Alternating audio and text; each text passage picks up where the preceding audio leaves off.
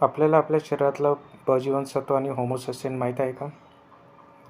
बऱ्याच वेळा आपण कॉम्प्लिकेशन झाल्यानंतरच हॉस्पिटलला जातो आणि हॉस्पिटलमध्ये या सगळ्या इन्व्हेस्टिगेशन्स केले जातात आणि त्या इन्व्हेस्टिगेशनच्या नंतर आपल्याला कळतं की आपलं ब जीवनसत्व अतिशय कमी झालेलं आहे आणि आपला होमोसिस्टीन अतिशय वाढलेला आहे आणि या होमोसिस्टीनमुळे बरेचसे कॉम्प्लिकेशन, हार्ट अटॅक, लकवा आणि बरेचसे कॉम्प्लिकेशन आपल्याला बघायला मिळतात.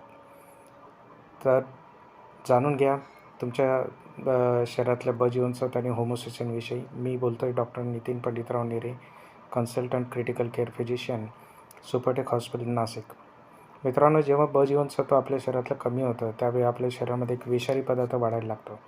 त्याला आपण म्हणतो होमोसिस्टीन आणि त्या कंडिशनला आम्ही म्हणतो हायपर होमोसिस्टेमिया आणि ही एक हायपर कोॲग्युलेबल स्टेट असते. हायपर कोॲग्युलेबल स्टेट म्हणजे रक्तामध्ये गाठी होण्याचं प्रमाण हे अतिशय वाढून जातं आणि यामुळे अचानक एखाद्याला अटॅक येणं किंवा लकवा मारणं, तरुण लोकांमध्ये बऱ्याच वेळा हे प्रमाण जास्त दिसतं. अशा प्रकारचे कॉम्प्लिकेशन आपल्याला दिसतात आणि ते लाईफ थ्रेटनिंग कॉम्प्लिकेशन असतात. म्हणून आजच जाणून घ्या आपल्या शरीरातलं ब जीवनसत्व आणि B12 किती आहे ते. तर सर्वात पहिले हिमोग्राम करा. हिमोग्राममध्ये इंडायसेस बघा. इंडायसेसमध्ये MCV जर 100 किंवा 100पेक्षा जास्त असेल तर समजा की आपलं ब जीवनसत्व कमी असू शकतं. अशावेळी ब जीवनसत्वाची टेस्ट लगेच करून घ्या आणि ब जीवनसत्व कमी असेल तर होमोसिस्टीनचीही टेस्ट लगेच करून घ्या.